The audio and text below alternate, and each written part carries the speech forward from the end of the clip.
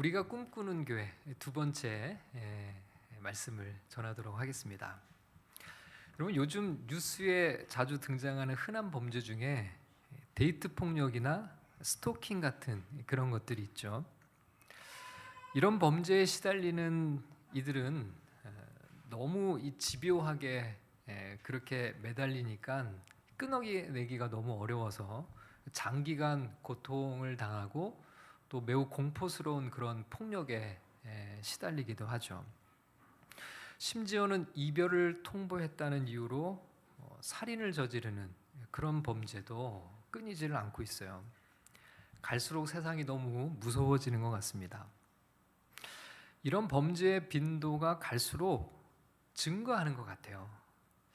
왜 이런 범죄들이 가면 갈수록 더 늘어나는 걸까? 그 이유 중에 하나는 우리 시대 사람들의 공감 능력이 갈수록 더 약해지는 것에서 찾을 수 있을 것 같습니다. 우리 시대의 사람들이 공감할 줄 모르는 거죠. 심지어는 이 공감 능력이 약해져가는 정도가 아니라 극단적인 이기주의나 자기중심성으로 꽉 차 있어서 타인의 감정이나 고통에 대해서는 정말 무감각한 사람들이 많이 증가하고 있는 것 같습니다. 그래서 우리 사회가 이런 공감 능력을 회복하는 것, 그것은 우리가 다 함께 더불어 살아가는 사회를 만드는 데 있어서 우리가 다 함께 관심을 가지고 또 깊이 있게 다루어야 할 그런 주제라고 할 수 있을 거예요. 여러분, 혹시 아직 싱글인 우리 청년들은 이성교제를 할 땐 상대방의 공감 능력을 잘 살펴봐야 될 것 같습니다. 이 사람이 공감 능력이 있는 사람인가 잘 살펴보고 만나야 돼요. 여러분, 최근 도둑맞은 집중력이라고 하는 책을 하나 읽었거든요. 이 책에 공감 능력과 관련된 흥미로운 연구가 하나 있어서 소개해 드리려고 합니다. 평상시에 꾸준히 소설을 많이 읽은 사람들은 그렇지 않은 사람들에 비해서 공감 능력이 월등히 높다라고 하는 그런 연구 내용인데요. 제가 조금 읽어볼게요.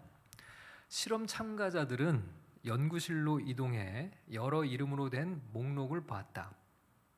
이름 중 일부는 유명한 소설가였고 일부는 유명한 비소설 작가였으며 일부는 작가가 아닌 무작위 이름이었다. 참가자들은 먼저 소설가의 이름에 동그라미를 친 다음 비소설 작가의 이름에 동그라미를 치도록 했다. 연구자들은 살면서 소설을 많이 읽은 사람은 소설가의 이름을 더 많이 알 거라 판단했다. 또한 이제 연구자들은 비소설을 즐겨 읽는 사람들로 구성된 흥미로운 비교군을 만들 수 있었다. 연구자들은 모두에게 두 가지 검사를 실시했다. 이들이 처음 사용한 기법은 때때로 자폐를 진단하는 데 사용되기도 한다. 참가자들은 사람들의 눈 주변을 찍은 사진을 보고 이 사람은 무슨 생각을 하고 있을까요? 라는 질문에 답해야 된다. 여러분, 이 눈 주변을 찍은 사진만 봐도 그 사람의 감정을 읽을 수 있나요? 그럴 수 있나 보죠. 자, 이는 타인의 감정 상태를 드러내는 미묘한 신호를 얼마나 잘 읽는지를 측정하는 방법이다. 정말 미묘한 신호가 눈가에 나타날 것 같아요. 자, 두 번째 검사에서 참가자들은 자리에 앉아 실제 상황에 있는 실제 인물들의 영상을 시청했다. 예를 들어 방금 스쿼시를 친 남자 두 명이 대화를 나누는 영상을 본 참가자들은 다음 질문에 답해야 했다. 무슨 일이 벌어지고 있나요? 누가 시합에서 이겼나요? 두 사람은 어떤 관계인가요? 두 사람은 어떤 감정 상태인가요? 자, 연구원들은 정답을 알고 있었기에 참가자 중 누가 사회적 신호를 가장 잘 읽고 파악하는지를 알아낼 수 있었다. 자, 그런데 이 실험 결과는 아주 흥미로워요. 실험 결과는 명확했다. 소설을 많이 읽을수록 다른 사람의 감정을 잘 읽어냈다. 그러니까 이제 노골적으로 표현하는 것을 알아차리는 건 누구나 알 수 있을 것 같은데요. 이렇게 정말 눈가에 비치는 아주 미묘한 그런 감정 신호까지 읽어낼 수 있는 것은 공감 능력이 훨씬 탁월한 거겠죠. 소설을 많이 읽을수록 다른 사람의 감정을 잘 읽어냈는데 이건 막대한 영향이었다. 이것은 그저 교육을 잘 받았다는 증거가 아니었다. 비소설 독서는 공감 능력에 영향을 미치지 못했기 때문이다. 비소설 독서를 많이 한 그룹들도 있었는데, 그러니까 사회적인 여러 가지 지적인 탐구는 탁월해서 정보를 많이 가지고 있는 지식인들이라고 하더라도 소설을 읽지 않은 그룹은 이 공감 능력에서 많이 떨어졌다는 그런 내용이었어요. 자, 그러면 왜 소설을 많이 읽는 이들이 이렇게 공감 능력이 더 탁월할까? 이 책에서는 그걸 이렇게 해석을 합니다. 소설을 읽을 때 우리는 다른 사람들의 삶을 상상한다. 그때 우리가 다양한 인물과 그들의 동기, 목표를 이해하려 애쓰고 그런 다양한 요소를 따라가려 노력한다. 그것은 일종의 연습이라는 거예요. 그때 아마 사람들은 현실에서 실제 인물을 이해할 때 하는 것처럼 소설 속에서 그 이야기를 이해하려고, 인물들을 이해하려고 하는 그런 인지 과정을 동일하게 사용하면서 공감 능력이 키워져 간다는 거죠. 소설의 이야기를 따라가면서 등장인물 한 명 한 명을 이해하다 보면 실제로 타인에 대한 공감 능력을 연습하는 것이 되고, 그래서 다른 사람들을 더 이해할 수 있게 된다는 거죠. 공감 능력이 성장한다는 이야기입니다. 그러고 보니까 제 아내가 제게 늘 당신은 공감 능력이 좀 떨어진 것 같다 이런 얘기를 많이 하는데, 요즘 소설을 더 많이 읽으려고 그런 마음을 좀 갖게 됐어요. 우리도 다 소설을 좀 많이 읽으면 서로를 이해하는, 요즘처럼 이렇게 각박한 시대에 자기 주장만이 이렇게 난무하는 시대에 타인을 이해하는 능력이 우리 안에 더 많이 풍성해질 수 있을 것 같아요.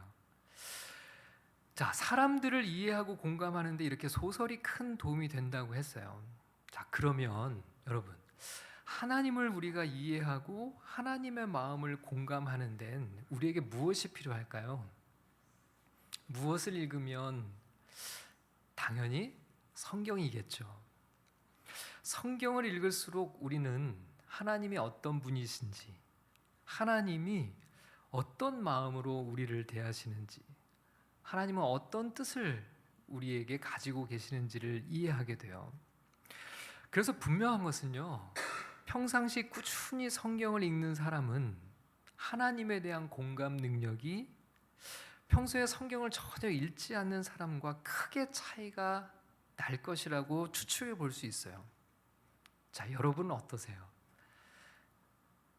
난 하나님의 마음을 늘 공감하며 사는 그런 하나님의 자녀야 라고 아무리 우리 자신을 주장할지 몰라도, 내가 평상시에 성경을 꾸준히 읽고 살지 않고 있다면 아마 하나님의 마음을 전혀 공감하지 못하고, 때로는 하나님의 마음 많이 아파하시는데도 아랑곳하지 않고 그런 이기적인 신앙의 삶을 살아갈 가능성이 매우 높아 보입니다.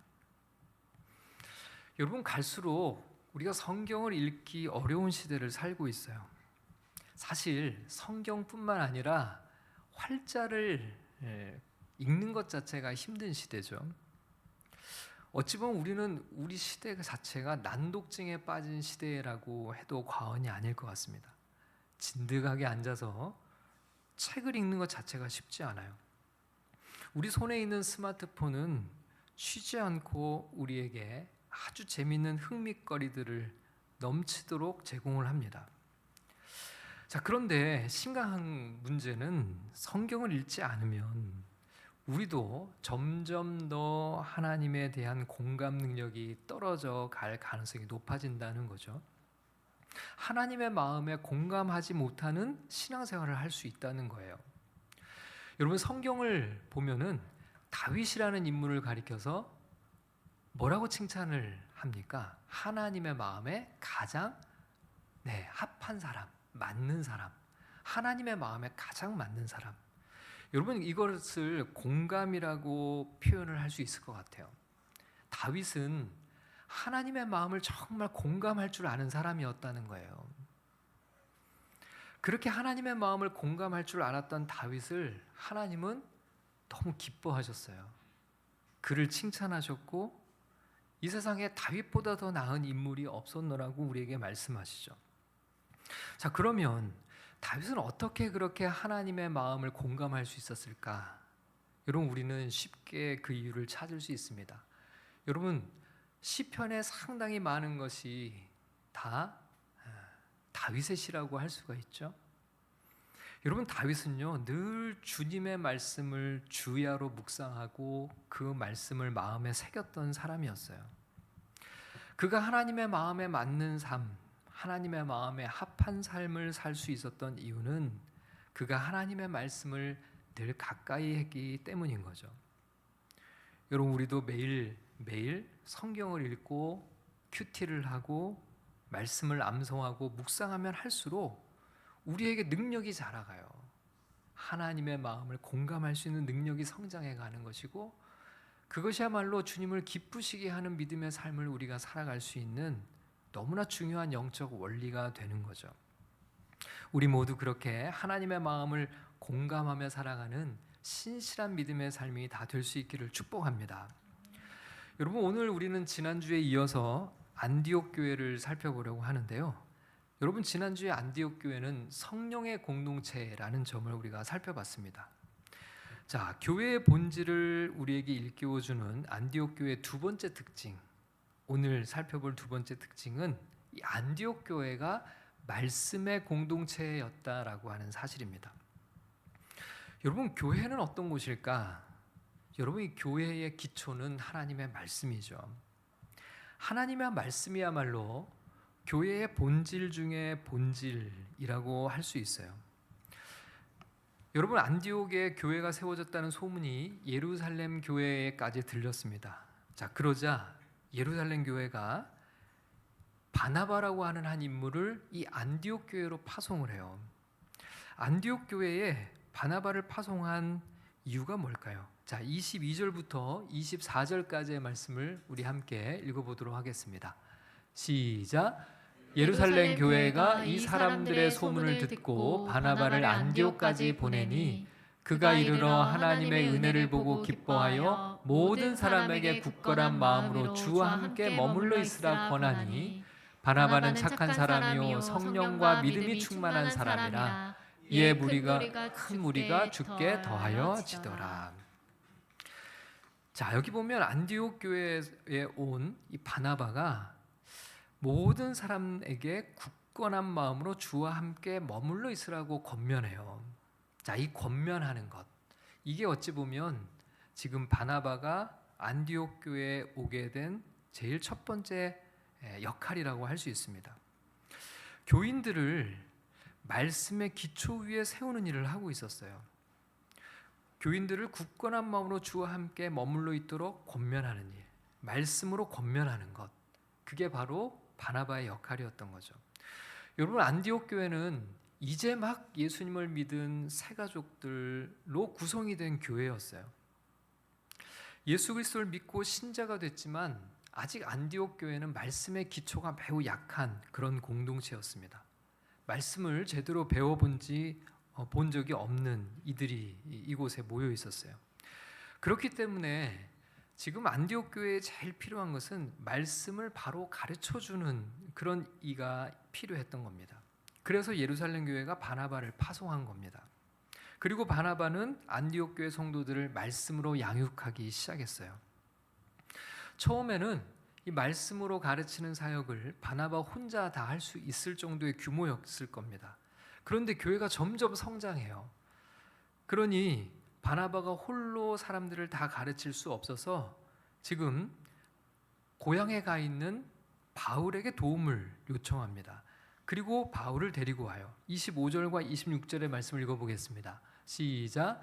바나바가 사울을 찾으러 다소에 가서 만남에 안디옥에 데리고 와서 둘이 교회에 1년간 모여 있어 큰 무리를 가르쳤고, 제자들이 안디옥에서 비로소 그리스도인이라 일컬음을 받게 되었더라. 여러분, 이제 바나바와 바울이 힘써서 성도들을 가르치기 시작하는데요.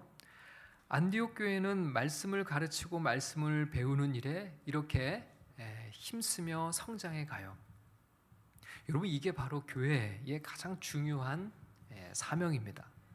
교회는 말씀을 가르치고 말씀을 배우고 그렇게 말씀 위에 세워져 가야 한다는 거예요.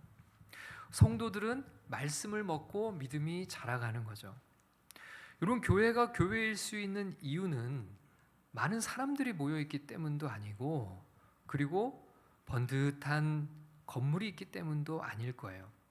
교회가 교회일 수 있는 이유는 그 공동체 안에서 진리가 있기 때문일 것이고, 그 진리를 가르치고 진리가 전수되어야 하기 때문에 교회의 가장 중요한 것은 말씀이어야 하는 겁니다. 여러분, 여기 고신대가 있죠. 고신대에서 역사를 가르치시는 이상규라고 하는 교수님이 계세요. 이분이 교회라는 용어에 대해서 이렇게 설명하는 것을 제가 들었던 적이 있습니다. 우리말의 교회는 한자로, 여러분 어떻게 되어 있나요? 우리말의 한자로 교회는 가르칠 교의 모일회로 이렇게 되어 있어요. 교수님이 이렇게 얘기를 하시더라고요. 모여서 가르친다는 뜻이 바로 우리말 번역된 교회라는 거죠. 그런데 이 교수님이 어느 날 강원도 태백에서 예수원을 이끄는 대천독 신부님이 강연하는 것을 한번 들으셨대요. 그러면서 그분이 뭐라고 말씀하셨냐면, 이 번역이 잘못됐다. 에클레시아라고 하는 헬라어를 우리말로 번역할 때 가르칠 교 모일회로 쓴 이 번역이 좀 잘못됐다. 그래서 가르칠 교 대신에 교제할 교를 써야 한다. 서로 코이노니아가 있는 이 교제하는 모임이다. 그렇게 써야 한다는 말을 들었다는 거예요. 그리고 자신도 가만히 생각을 해보니까 그 말이 더 맞는 것 같아서 한동안 오랫동안 자신도 그렇게 생각을 했다는 겁니다. 자, 그런데 그분이 이렇게 얘기를 해요. 그런데 초기 기독교 교회에 대해서 긴 세월 동안 연구하고 나서, 이분이 이제 교회사를 연구하는 분인데요. 긴 세월 초기 기독교 교회를 연구하고 나서 최근에 본인이 내린 결론은 교회의 우리말 번역이 참 잘 됐다라고 결론을 내렸다는 거예요. 초기 교회들은 무엇보다도 이 진리를 가르치는 사역이 가장 우선된 사역이었다는 겁니다. 모여서의 교제도 진리를 서로 나누는 교제였고, 늘 진리를 전파하는 교제였고, 이 진리 안에서 진리를 사모하여 모인 이들의 모임이 바로 공동체였다. 그래서 교회는 우리말 번역처럼 항상 진리를 가르치는 모임이어야 한다. 여러분, 교회는 모여서 서로 교제하는 것도 중요해요. 그러나 무엇보다도 진리의 말씀 안에서 말씀을 가르치고 배우는 것이 절대적으로 중요하다는 것을 우리는 잊지 말아야 됩니다. 하나님의 말씀을 가르치고 배우는 일이야말로 교회의 본질 중에 본질이다. 그래서 사도들은 가는 곳곳마다 말씀을 전하고 가르치며 그곳에서 진리가 있는 곳에 교회가 세워지게 됐어요. 여러분, 사도행전 6장 7절 말씀을 우리 같이 한번 읽어보겠습니다. 시작. 하나님의 말씀이 점점 왕성하여 예루살렘에 있는 제자의 수가 더 심히 많아지고 허다한 제사장의 무리도 이 도에 복종하니라. 그리고 사도행전 19장 20절도 읽어보겠습니다. 시작. 이와 같이 주의 말씀이 힘이 있어 흥왕하여 세력을 얻으니라. 여러분, 이것이 초대교회가 보여주는 교회의 능력이었어요. 초대교회는 하나님의 말씀이 능력 있게 퍼져나갔고 그 말씀이 점점 갈수록 힘을 떨쳤다는 거예요. 여러분, 오늘 교회가 붙들어야 할 것도 바로 이 진리, 오직 성경입니다. 오직 말씀이죠. 교회 안에, 성도들 안에 하나님의 말씀이 힘을 떨쳐야 돼요. 주님의 말씀이 계속 퍼져나가야 됩니다. 여러분, 우리가 회복해야 하는 본질, 그것은 바로 진리의 말씀이죠. 여러분, 그 가운데서도 바나바와 바울이 안디옥 교회 성도들에게 1년간 집중해서 가르쳤던 것은 바로 예수 그리스도였습니다. 예수 그리스도야말로 우리가 붙들어야 될 가장 본질적인 진리의 말씀인데요. 여러분, 분명히 바나바와 바울은 예수님의 십자가와 죽음, 그리고 부활, 하나님의 아들로서 이 땅에서 어떻게 사셨는지, 그리고 예수님이 전해주신 하나님 나라의 복음에 관해서, 그리고 이제는 이 땅에 남겨진 예수님의 제자들을 향한 예수님의 명령이 무엇인지, 여러분, 예수 그리스도에 대한 진리를 집중적으로 가르쳤을 거예요. 그랬기 때문에 26절에 보면 이런 구절이 있어요. 26절을 우리 한번 같이 읽어보겠습니다. 시작. 만남에 안디옥에 데리고 와서 둘이 교회에 1년간 모여 있어 큰 무리를 가르쳤고 제자들이 안디옥에서 비로소 그리스도인이라 일컬음을 받게 되었더라. 자, 여기 보면 큰 무리를 1년간 가르쳤는데 제자들이 안디옥에서 비로소 그리스도인이라고 일컬음을 받게 되었다. 이렇게 기록을 하고 있어요. 여러분, 여기서 그리스도인이라는 표현은 예수의 추종자들이라는 그런 의미를 갖고 있어요. 스스로를 우리는 예수의 추종자다 그렇게 얘기를 한 게 아니에요. 믿지 않는 안디옥의 다른 사람들이 예수 믿고 살아가는 제자들을 향해 이렇게 부른 거죠. 1년간 오직 예수 그리스도를 듣고 이제는 제자들이 어딜 가서든지 예수를 전하게 되니 세상 사람들이 저 사람들은 예수의 추종자들이야. 그렇게 이제 부른 거예요. 여러분, 이런 장면을 통해서 바나바와 바울이 이들에게 무엇을 1년간 집중적으로 가르쳤을지 짐작할 수 있죠. 바로 예수였습니다. 예수를 전한 거예요. 우리말로 표현하면 예수쟁이라고 불리게 된 거예요. 이들이 배운 것이 예수였기 때문에 많은 사람들에게 예수의 추종자들로 알려지게 된 것이죠. 저는 이 본문을 묵상하면서 우리 교회가 더 집중해서 가르치고 배워야 하는 것이 바로 예수 그리스도라고 하는 것을 다시 한번 더 생각해 보게 되었어요. 처음 교회를 개척할 때 우리 교회가 예수 그리스도를 잘 배우고 전하는 교회가 되기를 함께 꿈꿔왔는데요. 시간이 지나다 보니까 양육 내용에서 예수 그리스도의 비중이 점점점 줄어들었던 것 같아요. 다른 무엇보다도 예수 그리스도를 배우고 전하는 곳, 그것은 세상의 유일한 곳이고 그것이 바로 교회죠. 예수를 전하는 것, 예수를 배울 수 있는 곳이 이 세상에 어디 있습니까? 오직 교회죠. 주님께서 우리 교회가 나아가야 될 방향을 다시 일깨워 주시는 것 같아요. 누가 봐도 저 사람들은 예수쟁이야라고 할 만큼 늘 예수에 대해서 생각하고 예수에 대해서 배우고 예수에 대해서 말하고 예수님이 우리에게 보여주셨던 그 삶을 따라가려고 하는 이들이 모인 곳, 우리 새로운 교회가 그런 교회로 세워져 가기를 꿈꿉니다. 자, 그런데 안디옥 교회는 말씀을 가르치고 배우는 일에만 열심을 낸 것은 아니었어요. 그들은 진리의 말씀대로 사는 일에도 큰 관심을 가졌던 이들입니다. 여러분, 본문 24절의 말씀을 다 함께 읽어보겠습니다. 24절 시작. 바나바는 착한 사람이요 성령과 믿음이 충만한 사람이라 이에 큰 무리가 주께 더하여지더라. 여러분, 24절이요, 이 헬라어 원문에는 호티라고 하는 단어로 시작을 하는데요, 이 호티라는 단어가 우리말번엔 빠져있는 번역인데 뭐뭐 때문이라는 거예요. 자, 이 때문에라고 하는 말을 넣어서 24절을 다시 번역하면 이래요. 바나바는 착한 사람이요 성령과 믿음이 충만한 사람이었기 때문에 이에 큰 무리가 주께 더하여지더라. 여러분, 이 본문은요, 많은 사람들이 주께로 나온 이유를 바나바의 인격과 성품과 연결을 짓고 있는 거예요. 여러분, 바나바는요, 말씀대로 믿고 말씀대로 사는 그런 사람이었어요. 여러분, 여기 보면 바나바를 가리켜 착한 사람이요라고 말씀하죠. 특별히 성경에서 착하다라고 하는 의미를 우리가 생각해 볼 필요가 있습니다.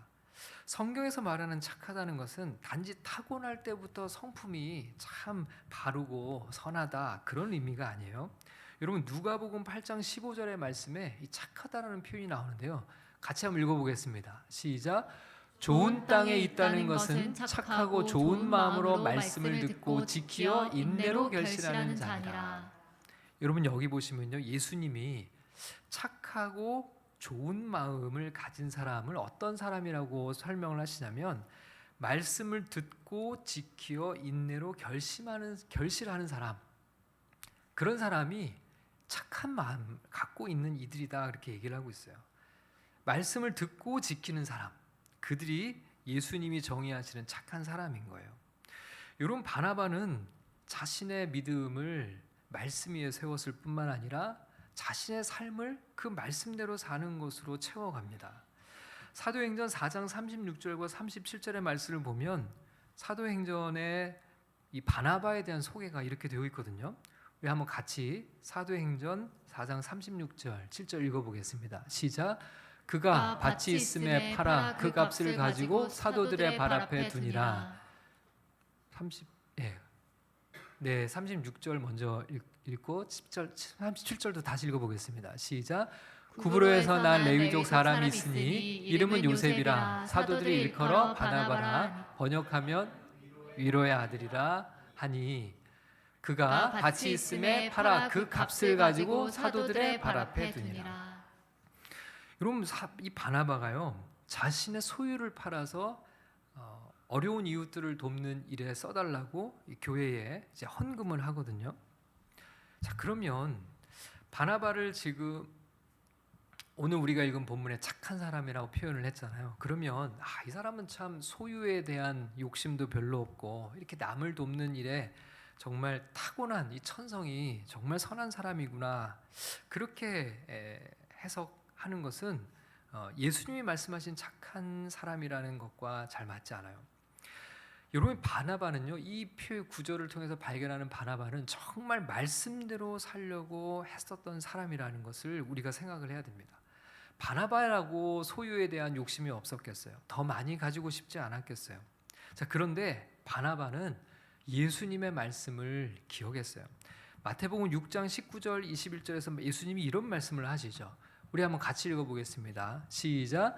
너희를 위하여 보물을 땅에 쌓아두지 말라. 거기는 좀과 독록이 해하며 도둑이 구멍을 뚫고 도둑질하느니라.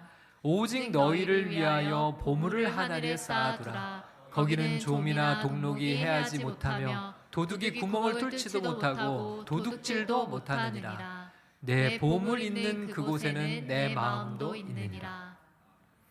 여러분, 분명히 바울은 예수님의 이 말씀을 실천하고 싶었을 겁니다. 이 세상에 보물을 쌓아두지 않고 하늘에 보물을 쌓아두고 보물이 있는 곳에 내 마음이 있다라고 하신 예수님의 말씀처럼 예수님의 이 말씀을 자신의 삶 속에서 실천하고 싶었어요. 그래서 자신의 마음을 하나님 나라에 두려고 했던 것이죠. 소유를 팔아 하나님께 드릴 수 있었던 것은 그가 말씀대로 살고자 했기 때문입니다. 이를 통해서 바나바는 예수님의 말씀대로 믿었을 뿐만 아니라 자신이 믿은 그 말씀대로 살아가는 사람이라는 것을 알 수 있죠. 그렇게 그의 삶 속에는 성령의 열매로 가득했어요. 여러분, 바나바는 실제로 사랑하고 섬김을 실천하고 스스로 낮아졌고 말씀대로 믿고 살았기 때문에 안디옥의 많은 사람들이 주님께로 나아왔다고 본문이 말씀하고 있는 거죠. 여러분, 오늘날 우리도 무엇을 회복해야 할까요? 여러분, 우리는 말씀대로 믿을 뿐만 아니라 말씀대로 살아가는 삶이 우리에게도 필요하죠. 바나바뿐만 아니라 안디옥 교회 모든 성도들 역시 배운 대로 말씀대로 살고자 힘썼습니다. 여러분, 26절 말씀을 우리 다시 한번 읽어보겠습니다. 시작. 만남에 안디옥에 데리고 와서 둘이 교회에 1년간 모여 있어 큰 무리를 가르쳤고 제자들이 안디옥에서 비로소 그리스도인이라 일컬음을 받게 되었더라. 여러분, 아까도 살펴봤던 이 구절이요, 안디옥 교인들은 처음으로 세상 사람들로부터 그리스도인이라 칭함을 받게 되었는데, 근데 이 호칭이 어쨌든 긍정적이든 부정적이든 세상 사람들이 성도들을 향해 그렇게 불렀다는 것은 세상 사람들과 성도들이 구별된 삶을 살고 있었다는 것을 우리에게 나타내주고 있어요. 여러분, 세상에서 세상의 방식대로 살지 않고 안디옥 교인들은 말씀의 방식대로 살아갔던 겁니다. 자신들이 배운 주님의 말씀대로 살았기 때문에 비록 세상에 있었지만 세상과 구별된 이들로 불리게 된 거죠. 여러분, 교회가 회복해야 할 본질은 말씀대로 믿고 말씀대로 사는 삶이 아닐까요? 안디옥 교회를 통해 발견하는 교회의 본질이 바로 이것입니다. 우리도 말씀의 공동체를 함께 이루어갈 수 있기를 축복합니다. 말씀대로 믿고 말씀대로 살 때 교회가 교회다워지고 하나님 나라 백성들이 하나님 나라와 백성다워지는 것이죠. 그렇게 말씀대로 믿고 사는 하나님의 백성들 모두 될 수 있기를 주님의 이름으로 간절히 축원합니다.